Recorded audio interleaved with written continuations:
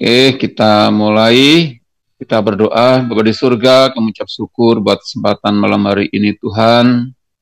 Kasih setia anugerah-Mu yang begitu besar bagi kami.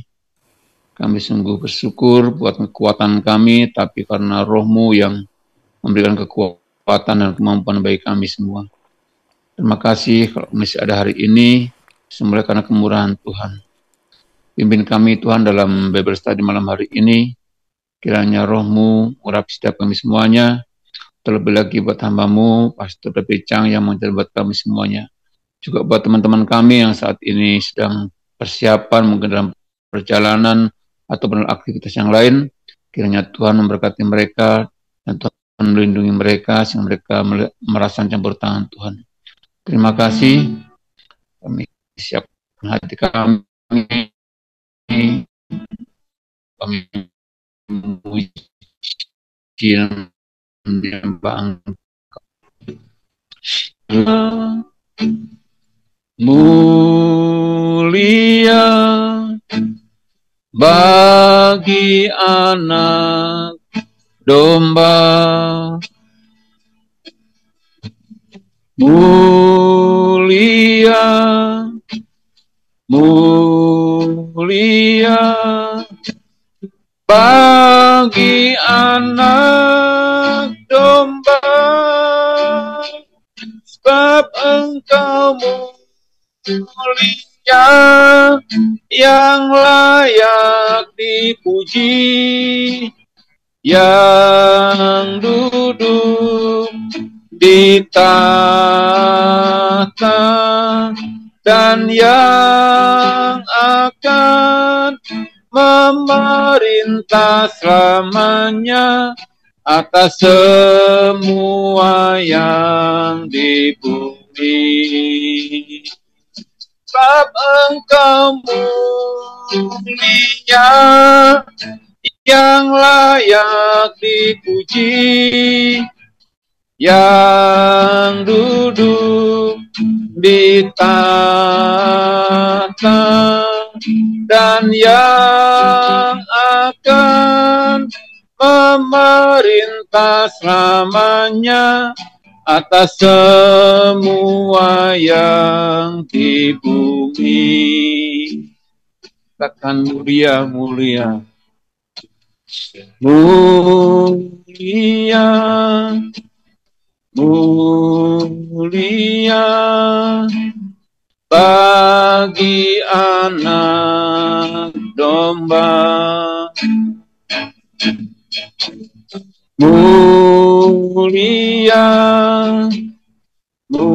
mulia bagi anak domba, sebab Engkau mulia yang layak dipuji, yang duduk di tahta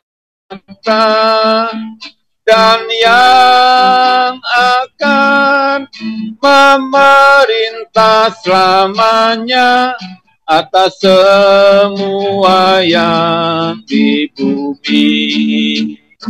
Sebab Engkau mulia yang layak dipuji, yang duduk di tahta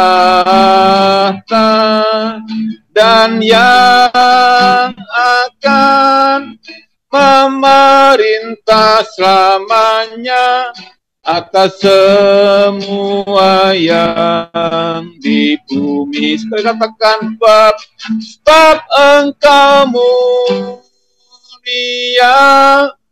yang layak dipuji, yang duduk di tahta dan yang akan memerintah selamanya atas semua yang di bumi. Sebab Engkau mulia Raja yang layak dipuji, yang duduk di tahta dan yang akan memerintah selamanya atas semua yang di bumi, atas semua yang di bumi, atas semua yang di bumi.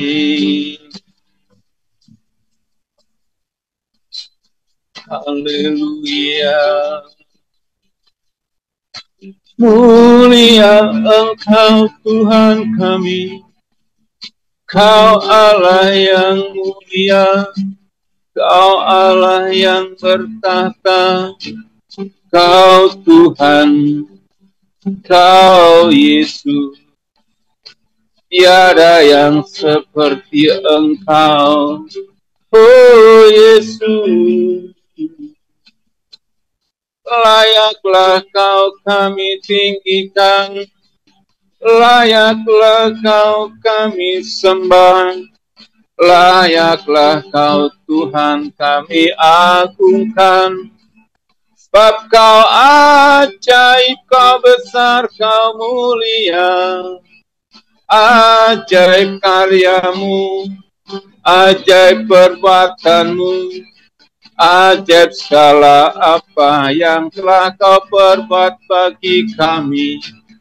Terpujilah namamu.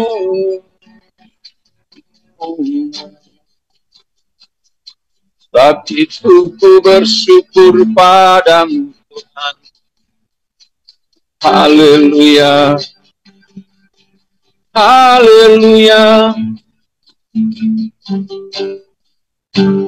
Terima kasih Yesus. Terima kasih.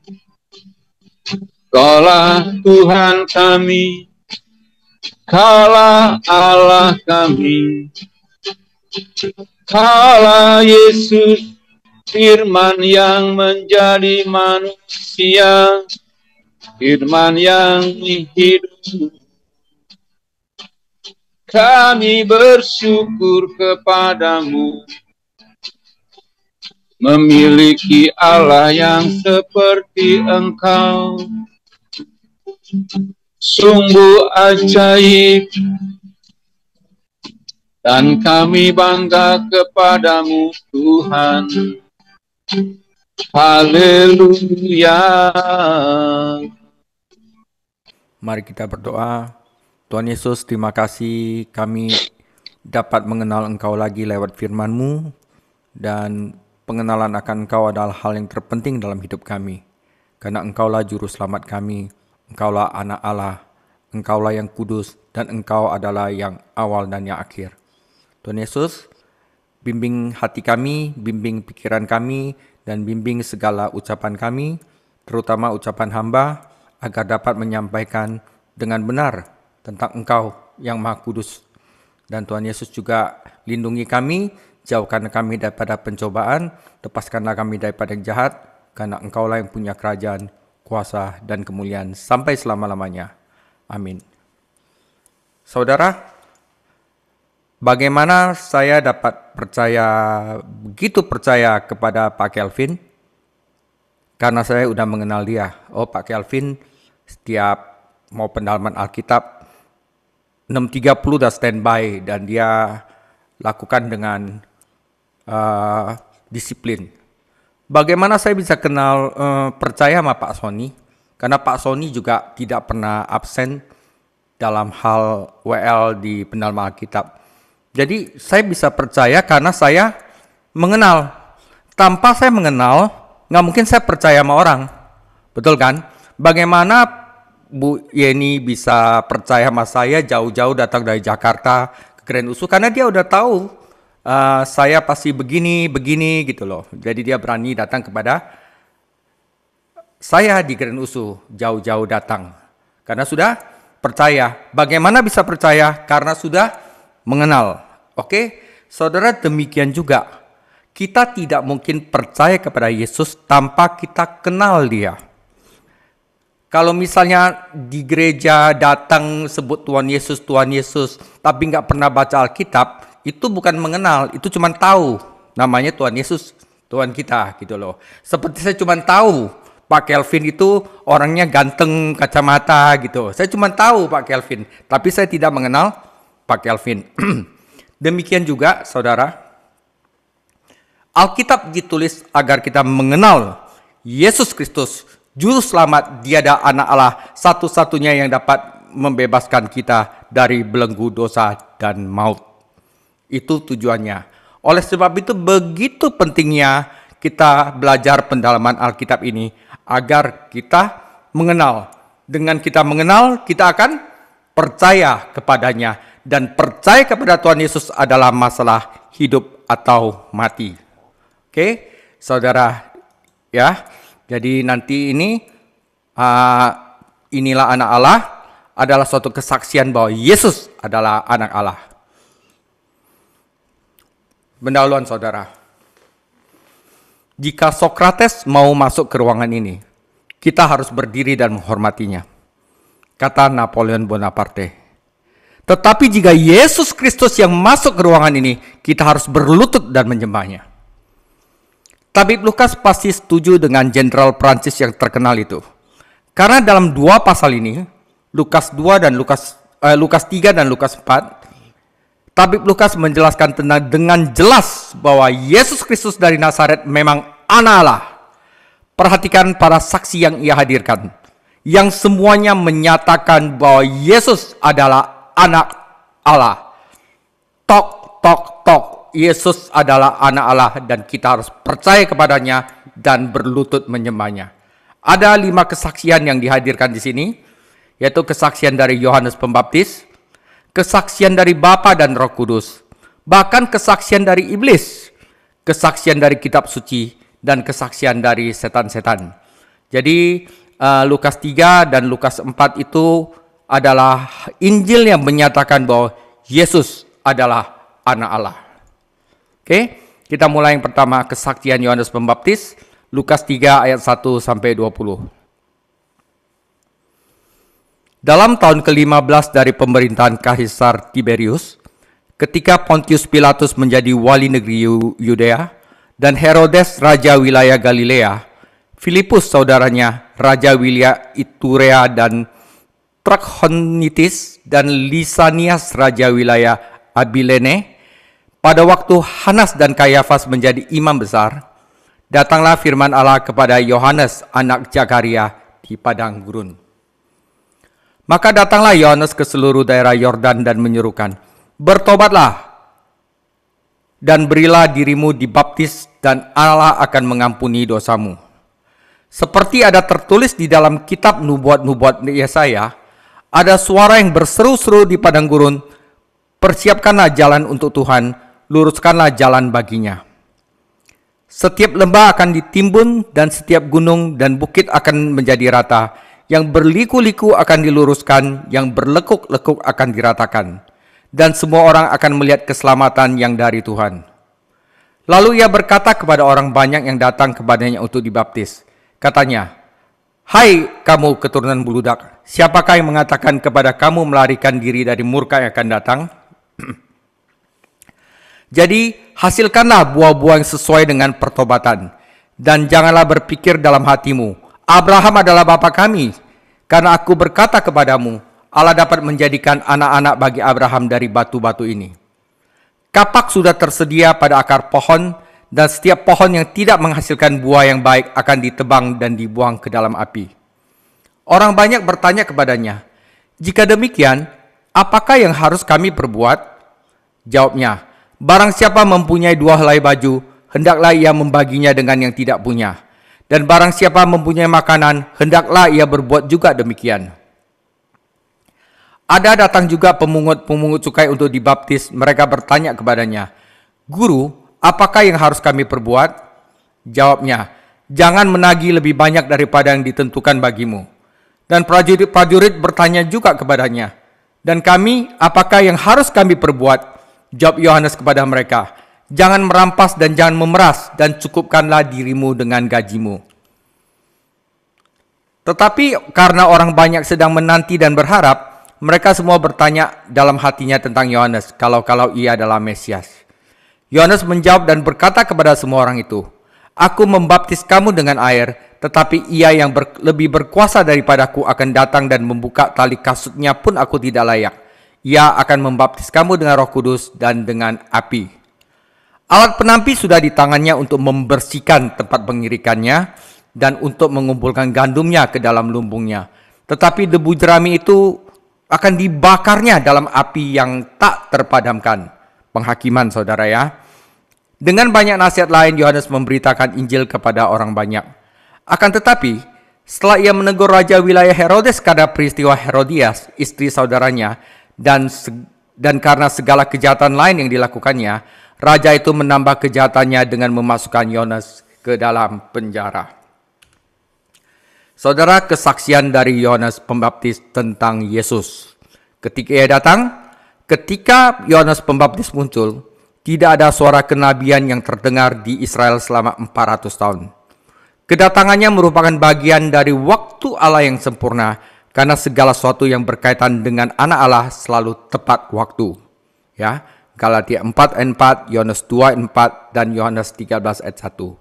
Tahun ke-15 pemerintahan Kaisar Tiberias jatuh pada tahun 29 sampai 29 Masehi. Lukas menyebutkan 7 orang berbeda dalam Lukas 3 ayat 1 sampai 2, termasuk seorang kaisar Romawi, seorang gubernur, 3 tetrarki, yaitu penguasa dari 1/4 wilayah, dan 2 imam besar Yahudi. Namun firman Allah tidak ditujukan kepada mereka. Sebaliknya pesan Allah datang kepada Yohanes Pembaptis, seorang nabi Yahudi yang rendah hati. Bagaimana ia datang? Menyerupai Nabi Elia dalam cara dan pakaian. Yohanes datang ke daerah dekat Sungai Yordan, berkhotbah dan membaptis. Ia mengumumkan kedatangan kerajaan surga dan mendesak orang-orang untuk bertobat. Jadi sebelum kita percaya kepada Yesus, hal yang pertama harus dilakukan adalah bertobat. Ya, berabad-abad sebelumnya Israel telah menyeberangi Sungai Yordan, yaitu baptisan nasional, untuk mengklaim tanah perjanjian mereka. Kini Allah memanggil mereka untuk berbalik dari dosa dan memasuki kerajaan rohaninya. Ingatlah bahwa Yohanes melakukan lebih dari sekedar berkhotbah menentang dosa. Ia juga mewartakan Injil. Kata diberitakan dalam Lukas 3:18 memberitahu kita bahasa Inggris, yaitu evangelize atau evangelizo. Dalam bahasa Yunani artinya memberitakan kabar baik. Jadi waktu kita menginjil, itu bukan kasih tahu, masuk gereja kamu akan enak, bukan. Tapi kasih tahu kamu ada dosa dan hanya bisa Yesus yang bisa untuk menyelamatkan kamu. Itu barusan memberitakan Injil, ya. Seperti Yohanes, dia memperkenalkan Yesus sebagai anak domba Allah dan meminta orang-orang untuk percaya kepadanya. Jadi Yohanes hanyalah pendamping pengantin pria di pesta pernikahan itu. Yesus adalah mempelai pria. Yohanes bersuka cita atas kesempatan untuk memperkenalkan orang-orang kepada juru selamat dan kemudian menyingkir. Ciri unik pelayanan Yohanes adalah baptisan. Baptisan bukanlah hal baru bagi orang-orang Yahudi, karena orang Yahudi membaptis orang-orang non-Yahudi yang proselyt. Namun, Yohanes membaptis orang Yahudi dan ini tidak lazim. Kisah Para Rasul 19 ayat 1-5 menjelaskan bahwa baptisan Yohanes menantikan kedatangan Mesias, sementara baptisan Kristen merujuk kembali kepada karya Kristus yang telah selesai. Ya. Namun ada sesuatu yang bahkan melampaui baptisan Yohanes, yaitu baptisan yang akan dilaksanakan oleh Mesias. Ia akan membaptis orang percaya dengan Roh Kudus, dan ini dimulai pada hari Pentakosta. Saat ini, saat orang berdosa percaya kepada Kristus, ya, langsung saudara ia dibaptis oleh Roh ke dalam tubuh Kristus. Ya, beda sama waktu itu, karena waktu itu Pentakosta belum datang. Sekarang orang yang sudah dibaptis, yang sudah percaya dan langsung dibaptis Roh Kudus ke dalam tubuh Kristus. Nah, di sini ada disebutkan apa yang dimasukkan baptisan api. Saudara, ini tidak merujuk pada lidah-lidah api pada hari Pentakosta, karena lidah-lidah di atas kepala seseorang hampir tidak bisa disebut dengan baptisan. Penggunaan simbol api oleh Yohanes dalam Lukas 3 ayat 9 dan 17 menunjukkan bahwa saudara ingat bahwa ia sedang berbicara tentang penghakiman, bukan berkat. Pada tahun 70 Masehi, bangsa itu mengalami baptisan api ketika Titus dan pasukan Romawi menghancurkan Yerusalem dan mencerai-beraikan penduduknya. Semua orang yang tidak percaya akan mengalami baptisan penghakiman di lautan api. Jadi dia katakan bahwa saya membaptis kamu dengan air, tapi dia adalah Mesias yang akan membaptis kamu dengan baptisan Roh Kudus dan baptisan api. Yang terakhir itu artinya apa? Penghakiman, saudara. Dia akan menghakimi pada akhirnya. Mengapa ia datang? Ilustrasi yang digunakan dalam pasal ini membantu kita memahami pelayanan yang Allah berikan kepada Yohanes.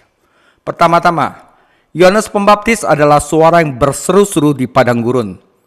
Ia seperti bentara yang berjalan di depan arak-arakan kerajaan untuk memastikan jalan-jalan siap untuk raja, biar orang-orang siap untuk menerima Yesus. Ya, secara rohani, bangsa Israel hidup di padang gurun ketidakpercayaan dan jalan menuju realitas rohani berliku-liku dan rusak. Korupsi keimanan bukannya satu melainkan dua imam besar ya, dua-duanya rusak ya. Dan kemunafikan legalistik para ahli Taurat dan orang Farisi telah melemahkan bangsa itu secara rohani. Bangsa itu sangat membutuhkan suara dari Allah dan Yohanes adalah suara yang setia itu. Ya. Tugas Yohanes adalah mempersiapkan bangsa itu bagi Mesias dan kemudian memperkenalkan Mesias bagi mereka. Ia menegur dosa-dosa mereka dan mengumumkan keselamatan dari Allah. Karena tanpa iman, tanpa keyakinan, tidak akan ada pertobatan. Yohanes juga dibandingkan dengan seorang petani yang menebang pohon-pohon yang tidak berguna dan menampi gandum untuk memisahkan gandum dari sekamnya. Seperti beberapa pendosa agama dewasa ini, banyak orang Yahudi berpikir bahwa mereka ditakdirkan masuk surga hanya karena mereka keturunan Abraham. Yohanes memperingatkan mereka bahwa Allah menyelidiki segala sesuatu sampai ke akar-akarnya dan tidak berkenan dengan pengakuan agama yang tidak menghasilkan buah. Isinya apa? Kalau ada orang Kristen, mengaku percaya Yesus, tapi karakternya nggak berubah, ya, tidak ada pertobatan, tidak mau ngaku, ya, pada penghakiman terakhir, orang percaya sejati akan dikumpulkan oleh Allah, sementara orang berdosa yang terhilang akan dibakar dalam api. Dalam Lukas 3:7, Yohanes menggambarkan orang berdosa yang merasa benar sendiri sebagai ular yang melata dari rumput karena api yang akan datang. Yesus membandingkan orang Farisi dengan ular beludak karena rasa benar sendiri dan ketidakpercayaan mereka menjadikan mereka anak-anak iblis. Sungguh tragis bahwa pemimpin agama menolak untuk menaati pesan Yohanes dan menerima baptisannya. Mereka tidak hanya gagal masuk ke dalam kerajaan itu sendiri, tapi menjadi teladan buruk dan ajaran sesat mereka juga menghalangi orang lain untuk masuk. Saudara, Yohanes Pembaptis juga sebagai guru ya. Jadi banyak dari pemungut cukai, prajurit-prajurit tanya, "Guru, apa yang harus saya lakukan? Apa yang harus saya lakukan?" Nah, di sini Yohanes Pembaptis ngajar. Ia tidak hanya berkhotbah di depan umum, tetapi juga memiliki pelayanan pribadi kepada orang-orang, memberitahu mereka cara menjalankan iman baru mereka. Ia berpesan agar mereka tidak egois, melainkan membagikan berkat dengan orang lain. Ya, bahkan para pemungut cukai pun datang kepada Yohanes untuk meminta nasihat. Orang-orang ini dibenci oleh sesama Yahudi karena mereka bekerja untuk orang Romawi dan biasanya memeras uang dari orang-orang. Lukas menekankan fakta bahwa Yesus adalah sahabat para pemungut cukai. Yohanes tidak menyuruh mereka berhenti bekerja, melainkan mulai jujurlah dalam bekerja, melainkan melakukan pekerjaan mereka dengan jujur. Demikian pula para prajurit tidak dikutuk karena panggilan mereka sebagai prajurit, sebab Yohanes berpesan agar mereka tidak menggunakan kekuasaan mereka untuk keuntungan pribadi. Mereka kemungkinan besar adalah prajurit Yahudi yang ditugaskan di Bait Allah atau istana salah satu pengusaha Yahudi. Mustahil bagi tentara Romawi untuk meminta nasihat dari seorang nabi Yahudi, saudara. Yohanes setia dalam pelayanannya, membuka jalan, meluruskan orang dari sifat-sifat jeleknya, ya, untuk mempersiapkan hati orang-orang dan kemudian memperkenalkan Mesias kepada mereka. Ia dengan jelas menyatakan bahwa Yesus adalah Tuhan. Yesus adalah anak Allah. Topik hari ini, saudara, penting sekali. Karena Yohanes menegur Herodes Antipas atas perzinahannya dengan Herodias, Yohanes dipenjarakan oleh raja dan akhirnya dipenggal. Namun, Yohanes Pembaptis telah setia menyelesaikan tugas yang diberikan kepada Allah dan mempersiapkan orang-orang untuk bertemu dengan Yesus, Sang Mesias, Sang Anak Allah. Ini adalah kesaksian dari Yohanes Pembaptis. Kedua adalah kesaksian dari Bapa dan Roh Kudus. Lukas 3 ayat 21 sampai 38. Ketika orang banyak itu telah dibaptis dan ketika Yesus juga dibaptis sedang berdoa, terbukalah langit. Dan turunlah Roh Kudus dalam rupa burung merpati ke atasnya, dan terdengarlah suara dari langit. Engkaulah anakku yang kukasihi, kepadamulah aku berkenan. Ketika Yesus memulai pekerjaannya, ia berumur kira-kira 30 tahun, dan menurut anggapan orang, ia adalah anak Yusuf, anak Eli, anak Matat, anak Lewi, anak Malki, anak Yanai, anak Yusuf, anak Matika, anak Amos, anak Nahum, anak Hesli, anak Nagai, anak Maat, anak Matika, anak Simei, anak Yoseh, anak Yoda, anak Yohanan, anak Resa, anak Jerubabel, anak Sealtiel, anak Neri, anak Malki, anak Adi, anak Kosam, anak Elmadam, anak anak Yesua, anak Eliezer, anak Yorim, anak Matat, anak Lewi, anak Simeon, anak Yehuda, anak Yusuf, anak Yonam, anak Eliakim, anak Melea, anak Mina, anak Matatah, anak Natan, anak Daud, anak Isai, anak Obed, anak Boas, anak Salmon, anak Nahason, anak Aminadab, anak Admin, anak Arni, anak Hesron, anak Peres, anak Yehuda, anak Yakub, anak Ishak, anak Abraham, anak Terah, anak Nahor, anak Seruk, anak Rehu, anak Pelek, anak Eber, anak Salmon, anak Kenan, anak Arpakasad, anak Sem, anak Nu, anak Lamek, anak Metusalah, anak Henok, anak Yared, anak Mahalael, anak Kenan, anak Enos, anak Set, anak Adam, dan anak Allah. Saudara, kesaksian Bapa dan Roh Kudus. Suatu hari, setelah semua orang telah dibaptis, Yesus mempersembahkan dirinya untuk dibaptis di Sungai Yordan. Dan Yohanes awalnya menolak untuk melakukannya. Ia tahu bahwa Yesus dari Nazaret adalah anak Allah yang sempurna yang tidak perlu bertobat dari dosa. Lalu mengapa anak Allah yang tidak berdosa itu dibaptis? Pertama-tama dalam baptisannya ia mengidentifikasi dirinya dengan orang-orang berdosa yang hendak ia selamatkan. Baptisannya juga merupakan awal resmi pelayanannya. Ia berusia kira-kira 30 tahun dan orang-orang Lewi Yahudi mulai pekerjaan mereka pada usia 30 tahun. Namun, firman Tuhan memberitahu kita alasan utama baptisannya, karena demikianlah sepatutnya kita menggenapkan seluruh kehendak Allah. Dengan cara apa? Dengan cara yang digambarkan oleh baptisannya di Sungai Yordan. Banyak ahli Alkitab sepakat bahwa baptisan perjanjian baru dilakukan dengan cara diselamkan yang merupakan gambaran kematian, penguburan, dan kebangkitan. Dan baptisan air Tuhan Yesus merupakan gambar karya penebusannya. Melalui baptisannya yang penuh penderitaan di kayu salib, Allah menggenapi segala kebenaran. Kata kita dalam Matius 3 ayat 15 tidak berarti Yohanes dan Yesus. Kata itu berarti Bapa, Putra, dan Roh Kudus. Ketika Tuhan Yesus keluar dari air, Bapa berbicara dari surga dan mengidentifikasinya sebagai anak Allah yang terkasih. Dan Roh Kudus secara kasat mata turun dari ke atas Yesus dalam rupa seorang merpati, dan mereka yang menyangkal Tritunggal kesulitan menjelaskan peristiwa ini. Ini adalah yang pertama dari 3 peristiwa yang tercatat ketika Bapa berbicara dari surga. Yang kedua adalah pada saat transfigurasi Yesus ketika Yesus dimuliakan. Dan yang ketiga adalah pada minggu terakhir sebelum penyalipannya. Hanya Lukas yang menyebutkan bahwa Yesus sedang berdoa, dan hanya inilah salah satu dari banyak peristiwa. Sebagai anak manusia yang sempurna, Yesus bergantung pada Bapa untuk memenuhi kebutuhannya, dan itu sebabnya ia berdoa.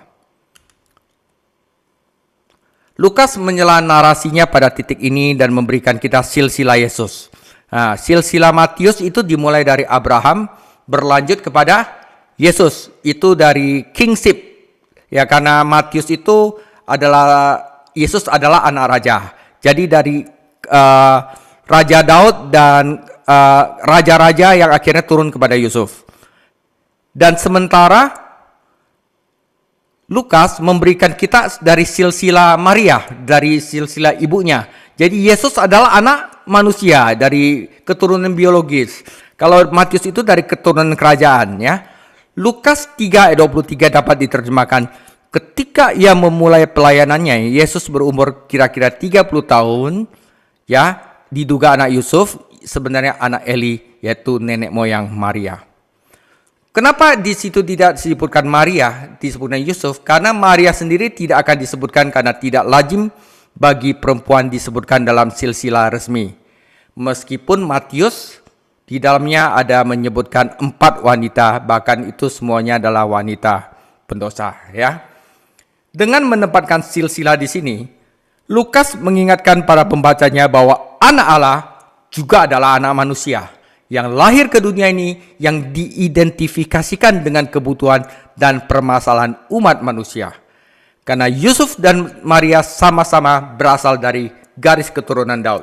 Satu dari garis keturunan raja, satu dari garis keturunan biologis.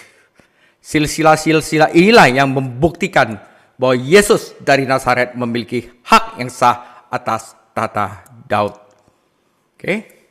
Jadi Bapa bersaksi dan Roh Kudus juga bersaksi bahwa Yesus adalah anak Allah.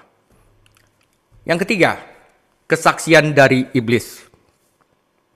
Lukas 4 ayat 1 sampai 13. Yesus yang penuh dengan Roh Kudus kembali dari Sungai Yordan lalu dibawa Roh Kudus ke padang gurun. Di situ ia tinggal selama 40 hari lamanya dan dicobai iblis. Selama di situ ia tidak makan apa-apa, dan sesudah waktu itu ia lapar. Lalu berkatalah iblis kepadanya, "Jika engkau anak Allah, suruhlah batu ini menjadi roti." Jawab Yesus kepadanya, "Ada tertulis, manusia hidup bukan dari roti saja." Kemudian ia membawa Yesus ke suatu tempat yang tinggi, dan dalam sekejap ia memperlihatkan kepadanya semua kerajaan dunia. Kata iblis kepadanya, "Segala kuasa itu serta kemuliaannya akan kuberikan kepadamu, sebab semuanya itu telah diserahkan kepadaku dan aku memberikannya kepada siapa saja yang kukehendaki. Jadi, jikalau engkau menyembah aku, seluruhnya itu akan menjadi milikmu." Tetapi Yesus berkata kepadanya, "Ada tertulis, engkau harus menyembah Tuhan Allahmu, dan hanya kepada Dia sajalah engkau berbakti."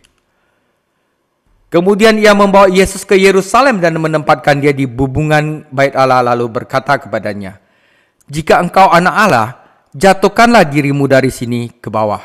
Sebab ada tertulis, mengenai engkau, ia memerintahkan malaikat-malaikatnya untuk melindungi engkau.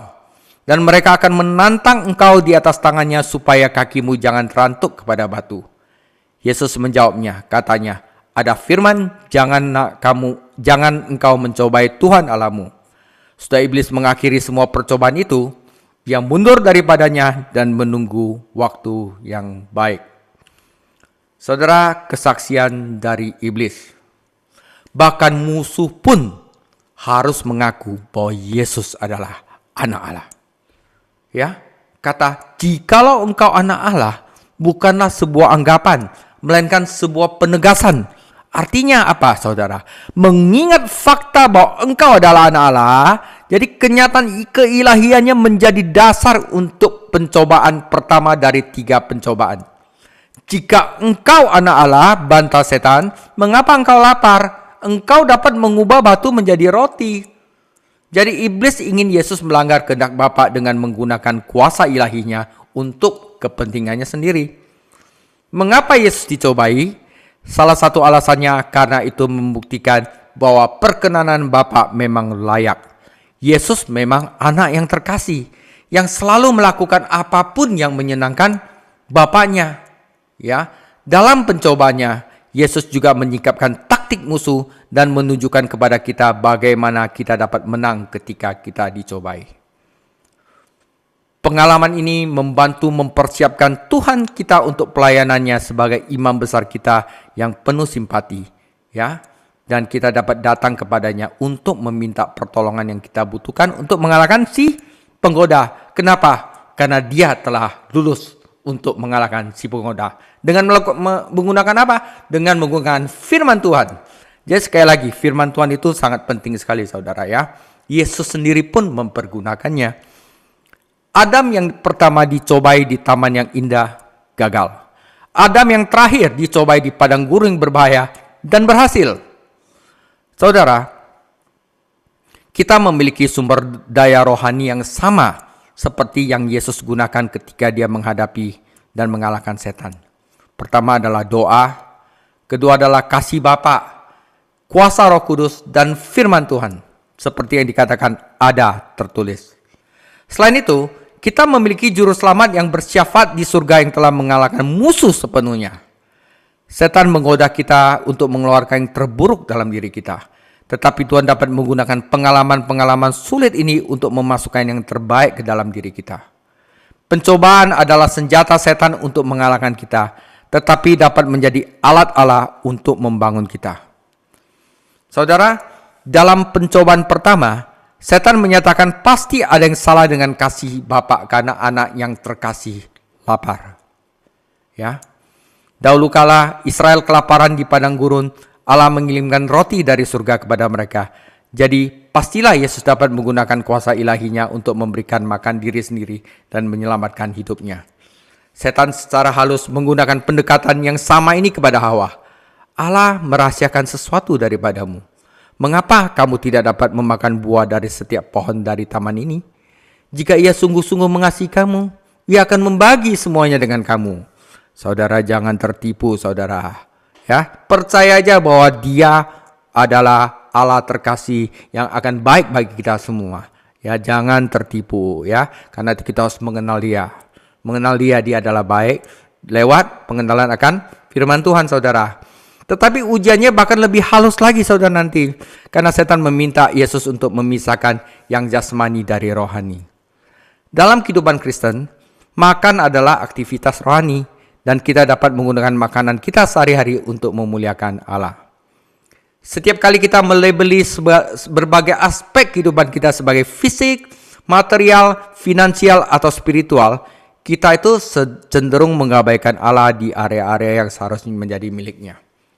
Ya saudara, sebenarnya kita tidak boleh memisahkan apa yang sekuler dan apa yang spiritual.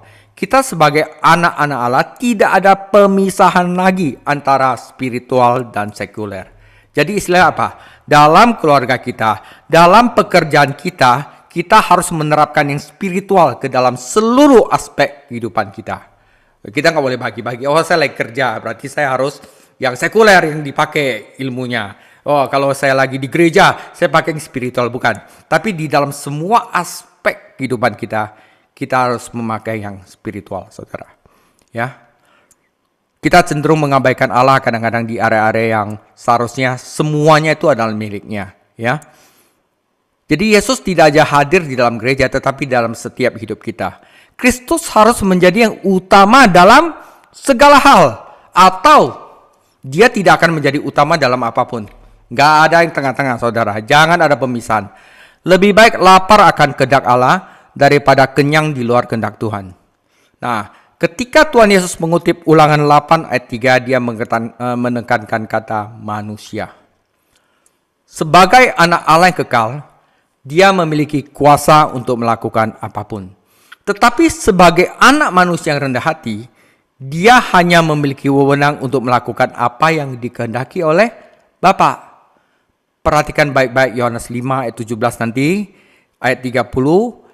pasal 8 ayat 28, pasal 10 ayat 17 sampai 18, pasal 15 ayat 10 dan ayat 15. Itu semua Tuhan Yesus menjadi datang sebagai anak Allah dan juga anak manusia yang melakukan apa yang dikehendaki oleh Bapa. Ini banyak di Injil Lukas, ya. Sebagai hamba, Yesus tidak menggunakan atribut ilahinya untuk tujuan yang egois. Karena dia manusia, dia lapar, tetapi dia percaya kepada Bapa untuk memenuhi kebutuhannya pada waktu dan caranya sendiri. Saudara, Anda dan saya butuh makan, butuh roti untuk tubuh. Tetapi kita tidak boleh hidup hanya dengan roti jasmani. Kita membutuhkan makanan batin kita agar kebutuhan rohani terpenuhi. Satu-satunya adalah pendalaman Alkitab ini, firman Allah ini, saudara. Jadi dari tadi waktu pendahuluan saya katakan Anda tidak bisa mempercayai Tuhan tanpa Anda mengenal lewat firman-Nya. Dan firman Allah ini juga adalah alat untuk melawan setan. Dan firman Tuhan ini adalah makanan untuk memenuhi kebutuhan rohani kita. Ya, jadi itu penting sekali saudara. Jadi selama hari Rabu ini Anda pendalaman Alkitab itu adalah saya dapat katakan hal yang terpenting dalam hidup kita. Ya, makanan ini adalah firman Allah. Sebagaimana pencernaan bagi tubuh, demikian juga meditasi bagi jiwa. Saat kita membaca dan merenungkan firman Tuhan, kita menerima kesehatan dan kekuatan rohani bagi batin kita. Dan ini memampukan kita untuk menaati kehendak Allah.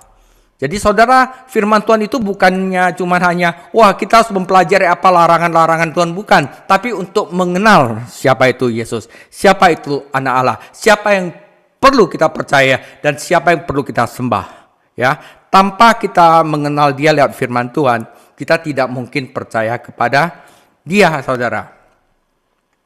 Kita tampaknya memiliki urutan Lukas dalam paralel 1 Yohanes 2 ayat 16. Jadi dicobai oleh keinginan daging, batu menjadi roti, keinginan mata, kerajaan dunia dan kemuliaannya, dan keangkuhan hidup melompat dari puncak bait suci. Ya. Bapa telah berjanji untuk memberikan kepada anaknya semua kerajaan dunia. Tetapi anaknya harus menderita dan mati terlebih dahulu. Penderitaan harus datang terlebih dahulu, baru kemudian kemuliaan. Musuh menawarkan kepada Yesus kerajaan-kerajaan yang sama ini jika ia mau menyembahnya sekali aja, dan ini akan menghilangkan keharusannya untuk disalib. Setan selalu ingin mengambil tempat Allah dan menerima penyembahan. Sebagai penguasa dunia ini, setan memiliki sejumlah wewenang yang didelegasikan dari Allah.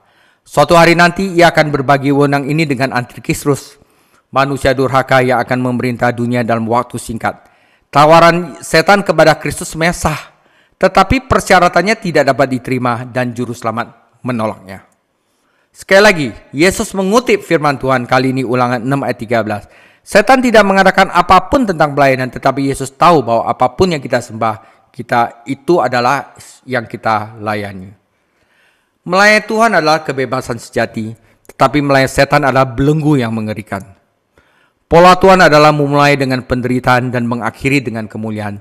Sementara pola setan adalah memulai dengan kemuliaan dan mengakhiri dengan penderitaan. Anda pilih mana yang Anda pilih.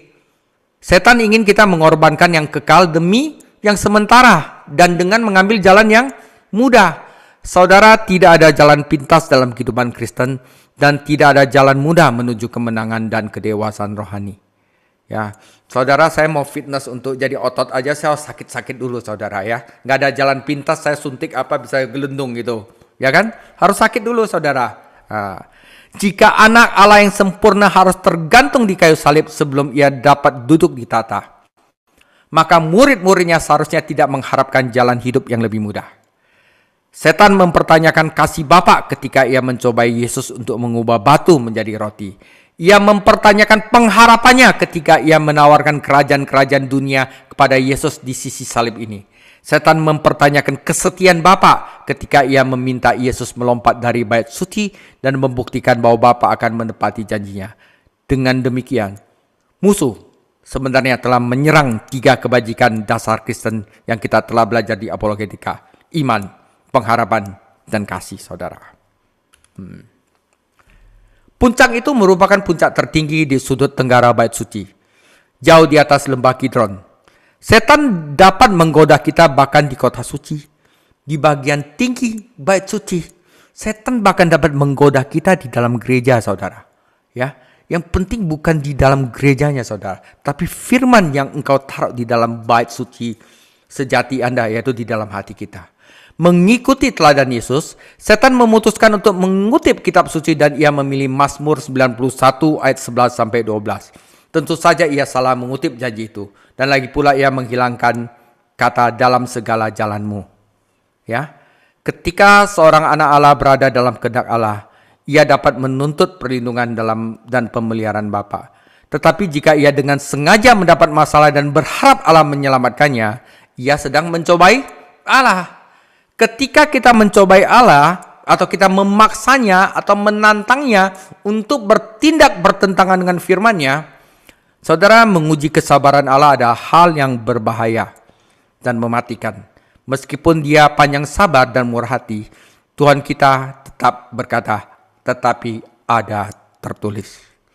Dan Dia mengutip Ulangan 6 ayat 15, Yesus menyeimbangkan kitab suci dengan kitab suci, yaitu scripture, translate scripture, untuk mendapatkan ekspresi Allah yang seutuhnya. Ya, jadi hati-hati sama pengkhotbah yang suka memotong-motong Alkitab, saudara. Ya, bahaya sekali. Ya, kita harus menyeimbangkan kitab suci dengan kitab suci, atau yang kita di dalam hermeneutik dikatakan scripture interpret scripture.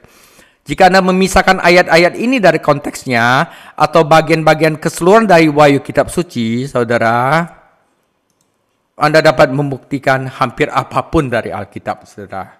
Oke? Nah, hampir setiap aliran sesat palsu mengklaim didasarkan pada ajaran Alkitab, padahal mereka itu mengambil sesuatu yang mereka sukai. Ketika kita mendapatkan perintah dari Allah untuk mengambil ayat-ayat dari sana sini dalam Alkitab, kita tidak hidup oleh iman. Ya, kita hidup secara kebetulan, ya, cocok logi, saudara, dan mencobai Tuhan. Ya, karena itu saya suka eksegesis. Eksegesis itu saya tidak melewatkan satu ayat pun dalam pengajaran saya, saudara. Jadi walaupun silsilah pun saya bacakan seluruhnya, karena memang kitab suci harus diterjemahkan secara utuh, saudara. Sebab segala sesuatu yang tidak berdasarkan iman adalah dosa. Iman timbul dari pendengaran, dan pendengaran oleh firman Kristus. Saudara, Yesus keluar dari padang gurun sebagai pemenang, tetapi setan tidak menyerah. Ia mencari kesempatan lain untuk mencobai juru selamat agar menyimpang dari kehendak Bapa.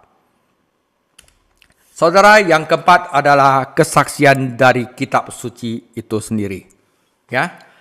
Lukas 4 ayat 14 sampai 30. Dalam kuasa Roh, kembalilah Yesus ke Galilea, dan tersiarlah kabar tentang Dia di seluruh daerah itu. Sementara itu, ia mengajar di rumah-rumah ibadat di situ dan semua orang memuji Dia. Ia datang ke Nazaret tempat ia dibesarkan, dan menurut kebiasaannya pada hari Sabat ia masuk ke rumah ibadat lalu berdiri hendak membaca dari Alkitab. Kepadanya diberikan kitab Nabi Yesaya, dan setelah dibukanya ia menemukan nas di mana ada tertulis, Roh Tuhan ada padaku, oleh sebab Ia mengurapi aku untuk menyampaikan kabar baik kepada orang-orang miskin, dan Ia telah mengutus aku untuk memberitakan pembebasan kepada orang-orang tawanan dan penglihatan bagi orang-orang buta, untuk membebaskan orang-orang tertindas, untuk memberitakan tahun rahmat Tuhan telah datang. Kemudian ia menutup kitab itu, memberikannya kepada pejabat, lalu duduk, dan mata semua orang dalam rumah ibadat itu tertuju kepadanya, sesuai dengan kitab suci, saudara. Ya, lalu ia mulai mengajar mereka, katanya, pada hari ini genaplah nas ini sewaktu kamu mendengarnya. Dan semua orang itu membenarkan dia, dan mereka heran akan kata-kata indah yang diucapkannya. Lalu kata mereka, bukankah ia ini anak Yusuf? Maka berkatalah ia kepada mereka, tentu kamu akan mengatakan pepatah ini kepadaku, hai tabib, sembuhkanlah dirimu sendiri, perbuatlah di sini juga, di tempat asalmu ini, segala yang kami dengar yang telah terjadi di Kapernaum. Dan katanya lagi, aku berkata kepadamu, sesungguhnya tidak ada nabi yang dihargai di tempat asalnya.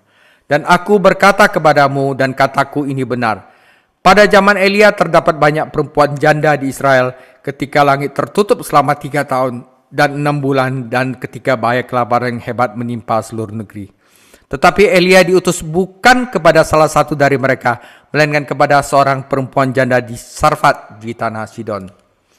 Dan pada zaman Elisa banyak orang kusta di Israel dan tidak ada seorang pun dari mereka yang ditahirkan, selain daripada Naaman, orang Syria itu. Mendengar itu sangat marahlah semua orang yang di rumah ibadat itu. Mereka bangun lalu menghalau Yesus keluar kota dan membawa dia ke tebing gunung tempat kota itu terletak untuk melemparkan dia dari tebing itu. Tetapi ia berjalan lewat dari tengah-tengah mereka lalu pergi. Nah, saudara, kesaksian dari kitab suci. Peristiwa-peristiwa yang tercatat dalam Yohanes 1 ayat 19 sampai 4 sampai 45 terjadi pada saat ini, tetapi Matius, Markus, Lukas tidak mencatatnya. Mereka langsung masuk ke pelayanan Tuhan di Galilea dan hanya Lukas yang melaporkan kunjungannya ke kampung halamannya Nazaret. Saat itu, berita tentang pembuat mujizat dari Nazaret telah tersebar luas, sehingga keluarga, sahabat, tetangganya ingin sekali melihat dan mendengarnya. Sudah menjadi kebiasaan Tuhan Yesus untuk menghadiri ibadat umum, suatu kebiasaan yang harus ditiru oleh pengikutnya saat ini. Ia mungkin berargumen bahwa sistem keagamaan itu rusak, atau bahwa ia tidak membutuhkan pengajaran, tetapi sebaliknya, ia pergi pada hari Sabat ke tempat sembahyang.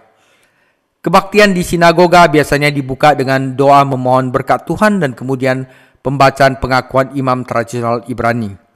Kemudian dilanjutkan dengan doa dan bacaan-bacaan yang ditentukan dari hukum Taurat dan kitab para nabi, dengan pembaca memparafrasekan kitab suci Ibrani ke dalam bahasa Aram. Kemudian dilanjutkan dengan khotbah singkat yang disampaikan oleh seorang jemaat atau mungkin seorang rabi tamu.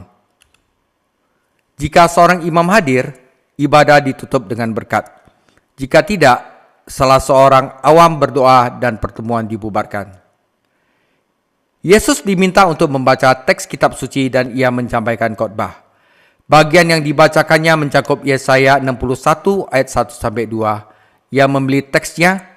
Para rabi Yahudi menafsirkan bagian ini merujuk pada Mesias.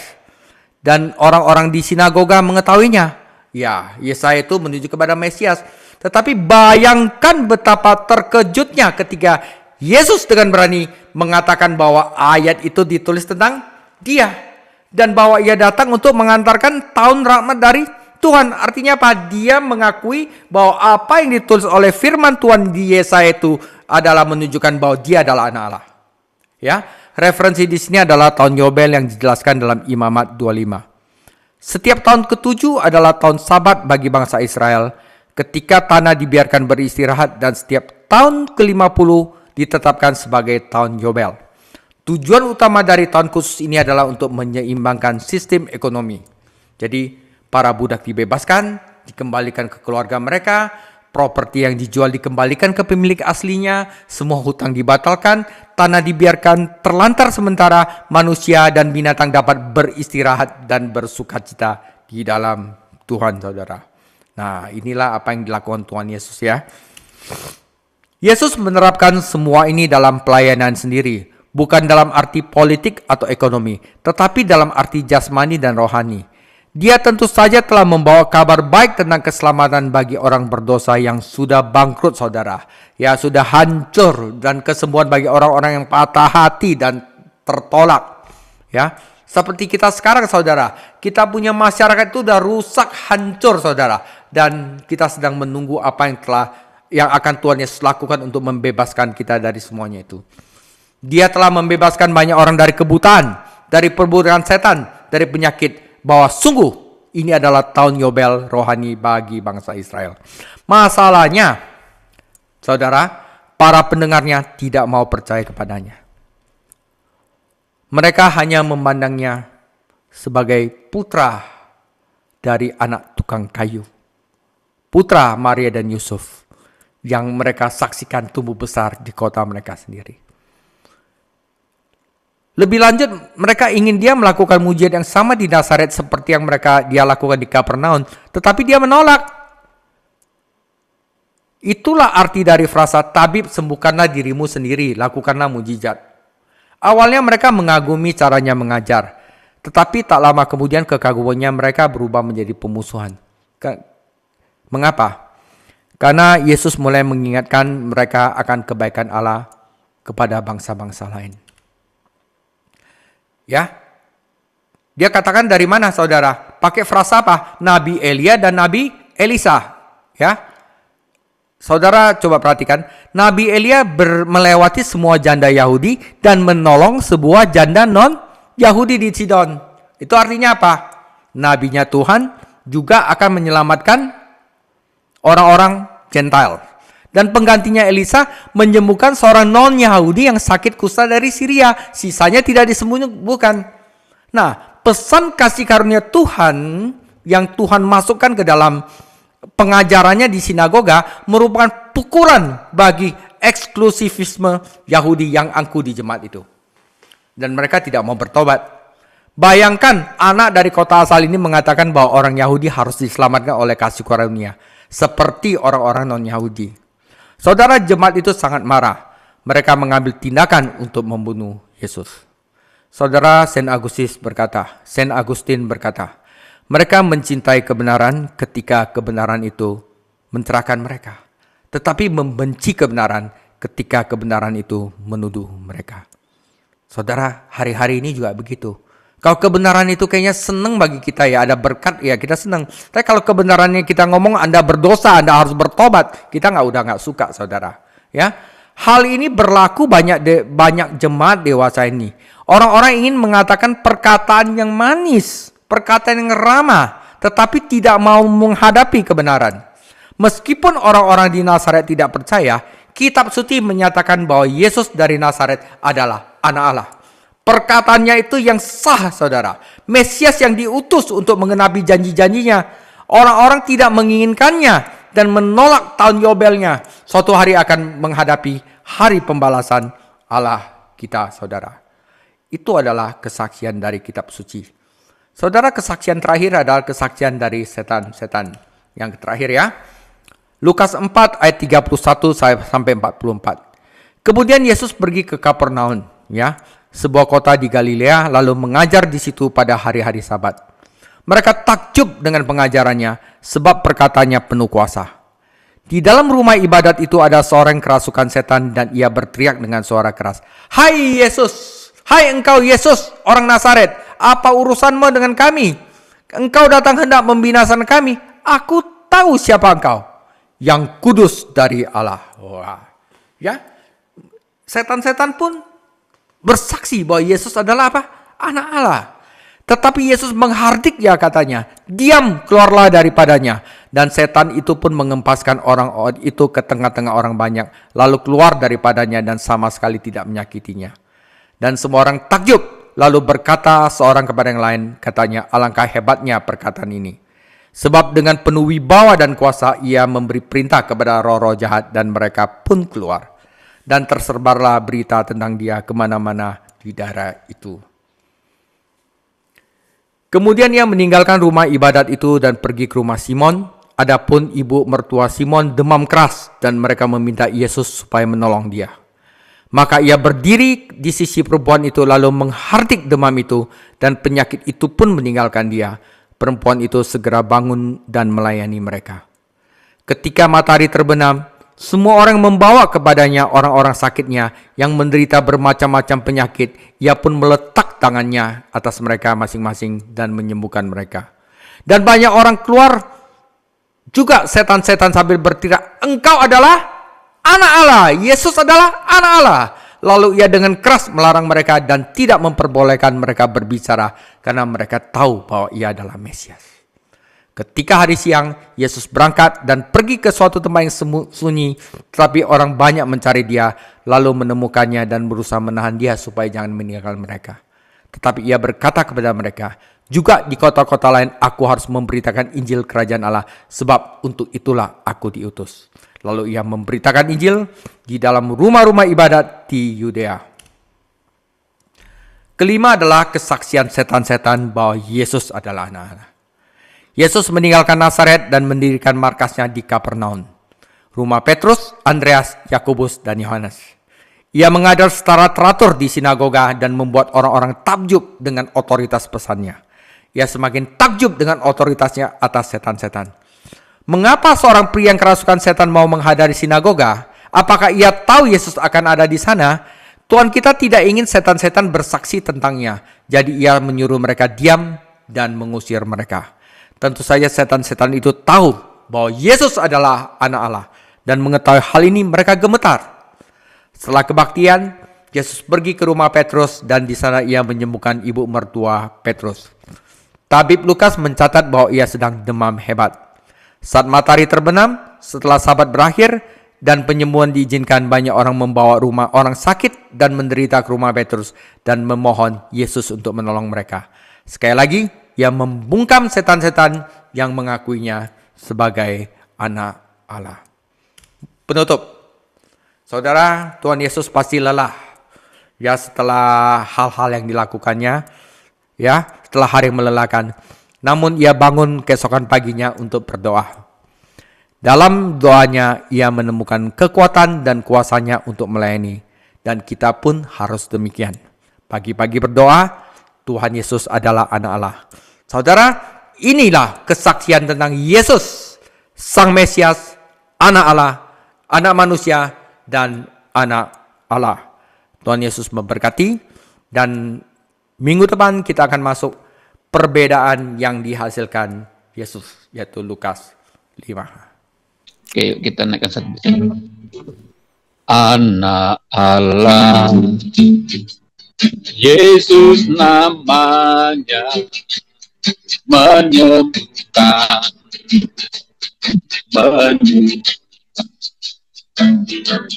bahkan mati, tebus dosa, kubur kosong membuktikan dia hidup, sebab dia hidup. Ada hari esok, sebab dia hidup. Ku tak gentar, karena ku tahu dia pegang hari esok. Hidup jadi berarti sebab Yesus hidup. Sebab dia hidup, ada hari esok. Sebab dia hidup. Ku tak gentar, karena ku tahu dia pegang hari esok. Hidup jadi berarti sebab Yesus hidup. Hidup jadi berarti sebab Yesus hidup. Haleluya. Bapak, terima kasih, kami ucap syukur buat malam hari ini. Dan malam hari ini kami dikuatkan terlebih lagi Tuhan bahwa Yesus adalah anak Allah yang hidup, yang memegang hari esok, yang memegang kunci kerajaan surga. Oleh sebab itu malam hari ini bersyukur kami ada di dalam kelas ini, dan kami semakin hari semakin diyakinkan, dikuatkan iman kami. Dan kami semakin percaya Tuhan bahwa ada keselamatan dalam Engkau. Saat kami percaya dan menyaksikan bahwa Engkau Yesus Tuhan anak Allah. Terima kasih, kami bersyukur buat pengajaran malam hari ini. Berkati hamba-Mu, Pastor David Chang yang menjemput kami semuanya. Urapi lebih lagi Tuhan. Taruhkanlah lebih lagi hikmat, pewahyuan dan Roh Kudus mengalir dalam kehidupannya sehingga boleh membagikan bagi kami semuanya Tuhan. Untuk berkati hamba-Mu ini dalam pekerjaannya, berkati hamba-Mu dalam pelayanan, berkati hamba-Mu dalam rumah tangganya di dalam nama Tuhan Yesus. Kami juga yang dalam kelas ini Tuhan, kiranya Engkau juga senantiasa menambah-nambahkan iman kami, terus kami dikuatkan, diteguhkan lebih lagi, dan lebih lagi Tuhan kami mengenal Engkau, bahwa Engkau adalah Allah Juru Selamat kami, di dalam nama Tuhan Yesus. Berkat kami semuanya Tuhan malam hari ini dengan berkat kekuatan, kesehatan yang luar biasa, sehingga kami dapat melihat hari-hari kami bersama dengan Tuhan, dan kami merasakan campur tangan Tuhan di dalam setiap aspek kehidupan kami semuanya. Dan kami itu menyerahkan kehidupan kami selanjutnya dalam tangan kasih kuasa-Mu, Kiranya Engkau yang senantiasa menuntun dan membimbing kami semuanya, sehingga kami memperoleh damai sejahtera dalam Engkau ya Tuhan. Dan terima kasih yang bersyukur malam hari ini, juga buat teman-teman kami yang tidak bergabung, kiranya Tuhan memberkati mereka, dalam aktivitas mereka, dalam kegiatan mereka, apapun saat ini mereka kerjakan, kiranya Allah Roh Kudus menyertai mereka juga semuanya di dalam nama Tuhan Yesus. Dan malam hari ini kami mau mengakhiri Bible Study dan kami mau menerima berkat yang daripada Engkau. Saudara-saudara, kita percaya bahwa Yesus adalah Kristus, Yesus adalah Juru Selamat, anak manusia dan anak Allah yang hidup, dan kiranya anak manusia yaitu anak Allah Tuhan Yesus kiranya ada di samping kita dan senantiasa menguduskan kita seluruhnya, dan tubuh jiwa roh kita terpelihara sempurna dengan tak bercacat pada kedatangan kedua kali, dan kasih karunia anak Allah Yesus Kristus selalu menyertai kita dari sekarang sampai selama-lamanya. Amin.